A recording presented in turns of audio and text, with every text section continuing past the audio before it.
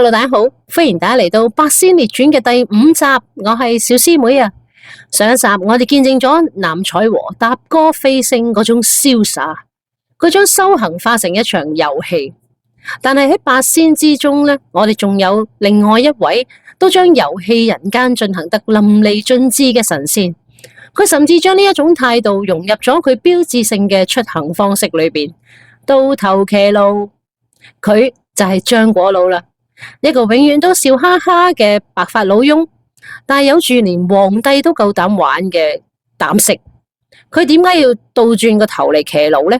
咁嗰隻神奇嘅紫驢又有咩來頭呢？今日我哋就睇下呢一位老頑童嘅神仙奇幻世界。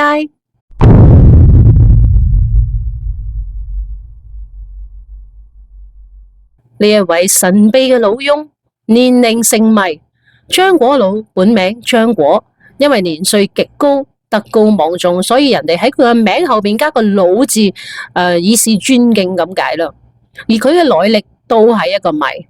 喺唐朝初年到唐玄宗時期都有佢嘅活動記載，但係佢容貌從來都冇變過，始終都係一位白髮老翁，長年喺山西嘅潮山裏邊隱居。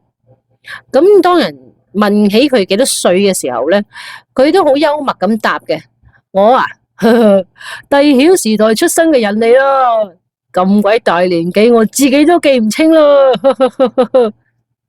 呢一種神秘感呢，亦都為佢蒙上咗一層深不可測嘅色彩。張果老最著名嘅，除咗倒轉頭嚟騎驢之外，就係佢嗰隻神奇嘅紫驢啦。佢平時都唔騎真驢嘅，係用一張白紙剪成一隻驢咁嘅形狀啦。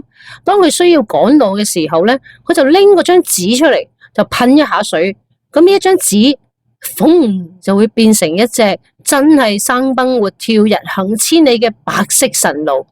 當佢到達咗目的地，唔再需要騎嘅時候，佢就會對住隻驢個囉柚輕輕咁拍一拍，咁啊念個咒語，嗰隻驢就會即刻變翻一張紙。佢就將嗰張紙咧輕輕鬆鬆咁折翻埋，咁自己塞翻落自己隨身嗰啲竹箱嗰度。呢一個神奇嘅法寶本身就蘊含住一個深刻嘅道理：萬物皆可為用，但不要被外物所累。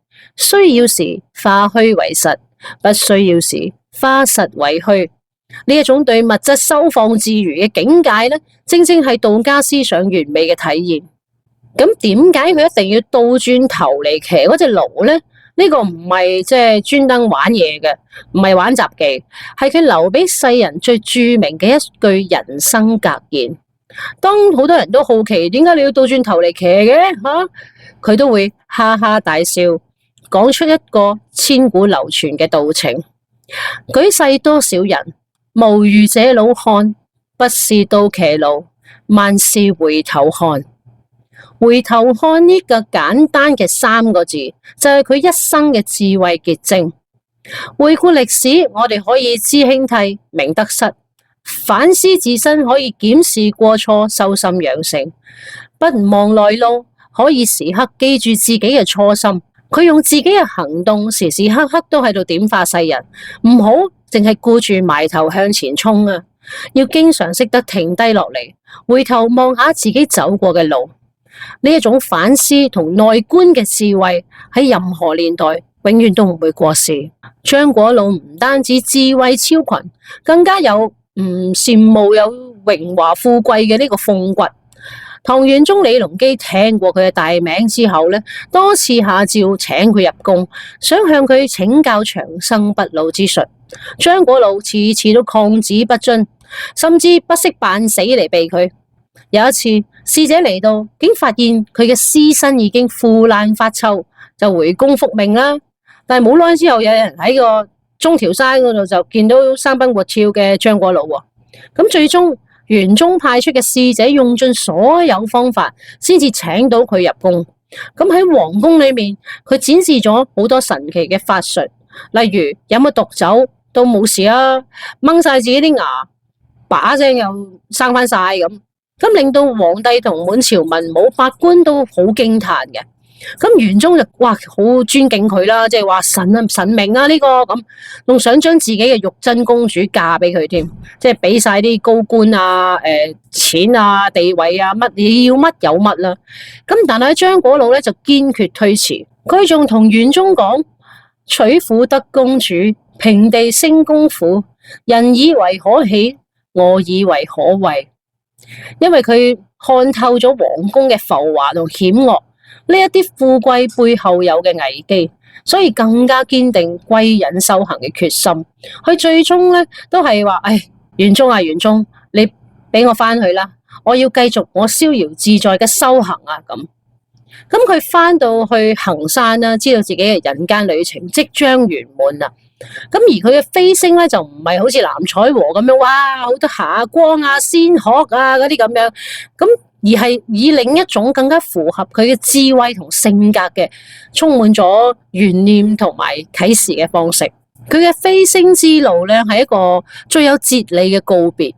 有一日，張果老就召集佢嘅弟子，一面平靜，好似以前咁樣咧，帶住一個慈祥嘅微笑，對啲弟子講：各位，我嘅塵緣已盡啦，喺人間戲灑咗咁多年，係時候翻去啦。啲弟子一聽到，個個跪晒地下，喊晒咁啊！唔好啊，師尊，唔好走啊你咁。但係張果老咧就哈哈大笑，生死不過只係一場形骸嘅變化，何必作此兒女姿態？你哋好好看守我嘅肉身，自有分曉。咁就好鬆容咁安排晒所有嘢，即係只好似搞到淨係要出趟遠門咁樣嘅啫。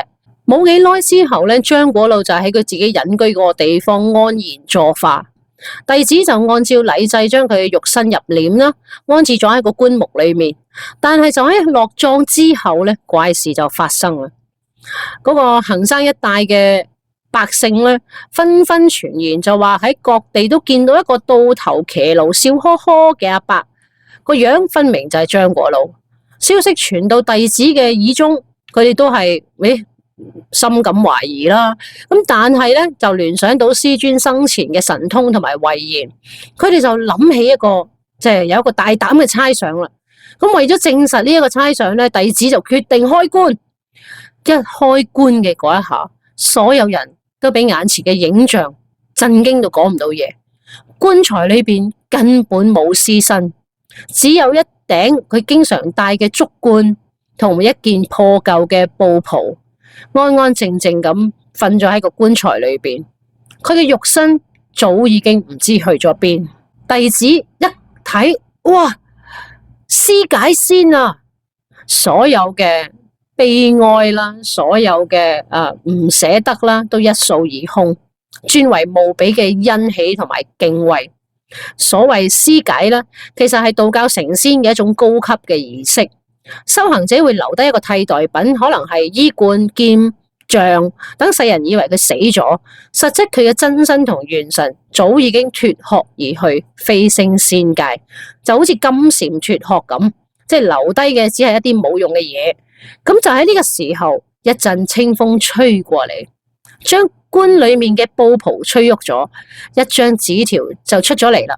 上邊呢，就正正係張果老熟悉嘅筆跡，寫住佢留俾世人裏邊最後嘅說話：人生一遭夢，倒騎走乾坤，脫卻形骸裡，方為志在仙。呢一首詩呢，就係佢一生人智慧嘅最終總結啊！即係人生一遭夢，就呼應咗佢看破紅塵嗰個本質啦。倒騎走乾坤，就再次點明咗佢回頭看嗰個哲學性嘅諗法啦。脫卻形骸裡，解釋咗佢選擇屍解呢一種方式嘅原因，徹底擺脫一啲形體上嘅束縛，方為志在仙，就講出咗最終嘅境界，達到真正嘅自由。張果老嘅飛升係一場精心設計嘅終極教學。佢同藍采和對比咧，藍采和係當住世人嘅面除晒衫褲，好哇咁就仙鶴帶佢走咁飛升噶嘛。咁即係話俾修行嘅人可哇，原來可以咁瀟灑咁快活嘅咁。但係張果老就唔同，佢係靜雞雞嘅，佢係要以一種世人需要去悟嘅方式離開，話俾人聽咧，成仙不在於外在嘅形式，而在於內在嘅超脫。至於一個空棺材呢，都係佢留俾世界最後一個，亦都係一個最深刻嘅謎題。你所執着嘅一切，你嘅肉體、你嘅財富、你嘅名望，到最後唔係都好似啲副棺材咁樣，都係一場空，一個空嘅棺材啊嘛。咁唯有智慧同埋境界先至可以隨身而去，即係佢帶走嘅就係佢自己嘅一啲智慧同境界，留低嘅都係一啲世俗擺低喺度嘅嘢，即係佢嘅冠啊、袍啊咁樣，呢啲都係一啲身外物嚟啊嘛。咁所以張果老嘅故事咧，核心就係在於反思同埋超脫。佢用倒騎驢嘅形象咧，成為咗中國嘅傳統文化裏邊反思哲學最生動嘅一個人物啊！佢望起嚟好似一個老頑童咁，實質就係一個洞明世事嘅智者。佢話俾我哋知，真正嘅智慧唔在於你跑得有幾快，而係在於你能唔能夠時常回頭看。佢嘅飛升唔追求任何視覺上嘅絢爛啊，或者係一啲好華麗嘅方式，係追求心靈嘅震撼。呢個咪就係張果老咯，一個始終用智慧同幽默去引導世人嘅老神仙。好啦，呢一位倒頭騎驢、充滿智慧嘅老神仙故事就為大家講到呢度啦。我想問下大家，張果老嗰個萬事回頭看嘅哲學，對於你嚟講有咩啟發啊？你會唔會都係一個經常回頭看嘅人啊？歡迎你喺留言區嗰度話俾我知你嘅諗法。下一集我哋將會迎嚟八仙裏面嘅音樂才子，一位出身名門，本應該走上仕途嘅翩翩公子，最終成為手持玉簫、超然物外嘅逍遙神仙韓湘子。如果你中意我哋嘅影片，記得俾個 like，訂閱我哋嘅 channel。我哋下一集再見，拜拜。